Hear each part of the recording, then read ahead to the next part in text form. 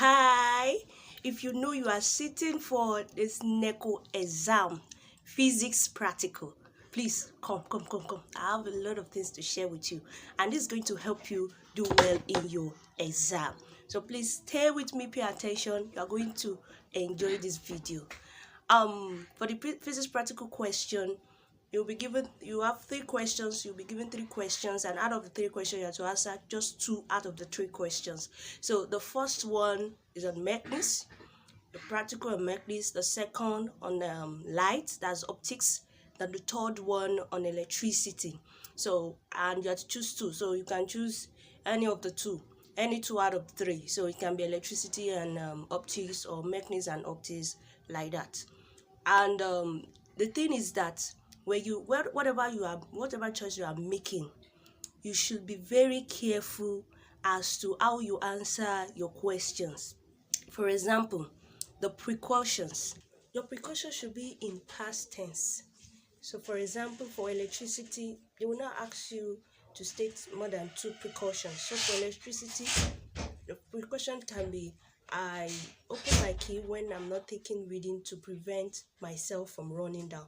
So you opened, that is past tense, OPEND. So it should be in past tense. Then what other precautions that you can take under electricity is, if you are using a voltmeter, for example, we'll be using voltmeter for the upcoming Neco practical exam, electricity.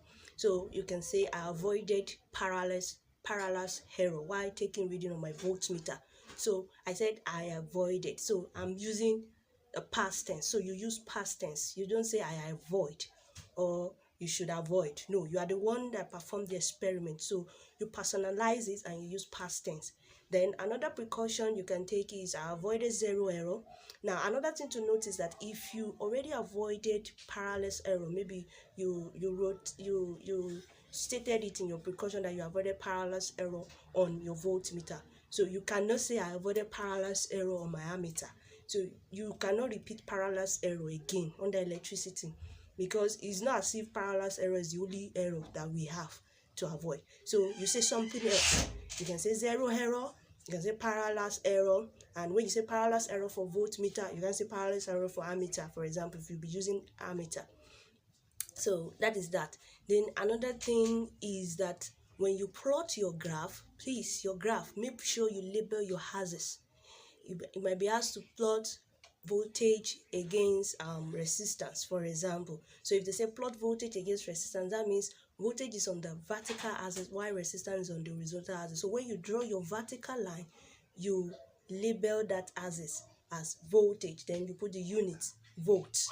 Then for the resistance, you label the axis as resistance, then you put the unit as ohms. So the next thing is calculation of slope. For your slope, don't use change in y over change in s for the formula of your slope. You know, formula is very important in physics. If you are asked to calculate anything, you write your formula first, then you substitute accordingly, you get your answer and you put your unit. But for your slope, don't you change in y over change in s. You use change in whatever your vertical axis is over change in whatever your horizontal axis is. So for example, if your vertical axis is voltage and your horizontal axis is resistance, so you now write your slope formula as change in voltage over change in resistance. Do you understand? So that is how to do that. If you'll be penalized if you use change in y over change in x for your formula. And when you get your answer for your slope, if your answer has units, please include your units. Make sure you put your unit in your final answer when you get your slope. Then the next thing is, I already buttressed that you might be asked calculations question after the practical procedure explanation in your question. So you might have some calculation questions on that. So for the calculation question, you write your formula first, then you substitute, you work it out, substitute properly. When you get your final answer, you put your unit. Please, your formula is very, very important. Whatever formula you'll be using to get your answer should be in your answer, because examiner can assume you copied someone's work. That is why you did not have formula. How can you solve a problem, you get the answer without a formula? So that is very important. Then for your tables, please, your tables of values, It's very important. Please don't make error. Make sure that whenever you are putting down your table, you are in the right state of mind. Like when you are performing the experiment, you can just do a rough work on your question paper to jot your tables, but by the time you are putting it into your answer booklet, please don't cancel, don't shade. All of this can cost you your mark. So you want to be very careful when you fill in your table of values. Then the first thing is that when you label your tables of value, make sure you have your unit in each of the label. You start with serial number S/N, then that will be the first row, followed by whatever you are asked to record. You put your unit. Then for every given values, use 1 decimal place. Given values are values or numbers stated in your question, in your practical question.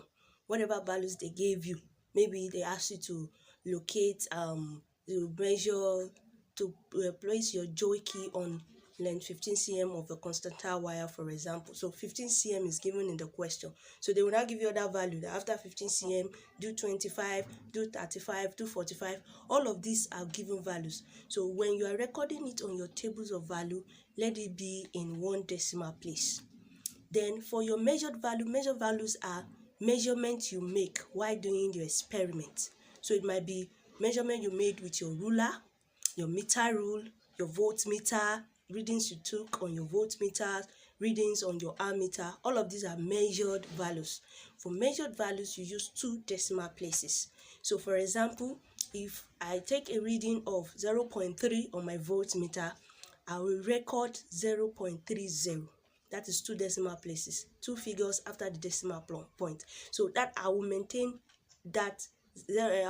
2 decimal places throughout in my table for every readings I take on my voltmeter. So that is how it will be. Then for calculated value, any value that you have to use a calculator or you just make head calculation with to get your value on the table should be in 3 decimal places. So calculated value can be inverse of a particular reading, maybe inverse of V, inverse of voltage, or inverse of resistance. So inverse of voltage, that is 1 over V. You want your calculator to get your answer, or if it's something you just did, you got the answer just by head reasoning, that is calculated value. So your answer should be, you make your record, you record it in 3 decimal places. So maybe I take a reading now, and for a particular calculated value, I got 0.2. I'll record it as 0.200. 200. That's 3 figures after the decimal point, 3 decimal places. Or I make a calculation and I get the value of 2. I got 2. So I'll record it on my table of value as 2.000. 2.000, 3 decimal places. So that is that about your table. Please do not shade your table. Don't use pencil.